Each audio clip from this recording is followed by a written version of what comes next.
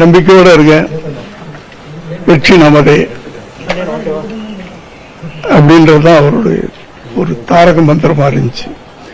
அது நான் என்ன சொல்றேன்னா, அரசியலை தாண்டி இளைஞர்களுக்கு அது ஒரு நம்பிக்கை. அதாவது முதல்ல நம்ம வாழ்க்கையில உயர்வோம், இதை அச்சீவ் பண்ணுவோம் அப்படின்ற நம்பிக்கை நமக்கு இருக்கணும். முதல்ல அது ஒவ்வொருத்தருக்கும் இருக்கணும். இளைஞர்களுக்கு அந்த நம்பிக்கை தான் நம்மளை உழைக்கிறதுக்கு தூண்டும்.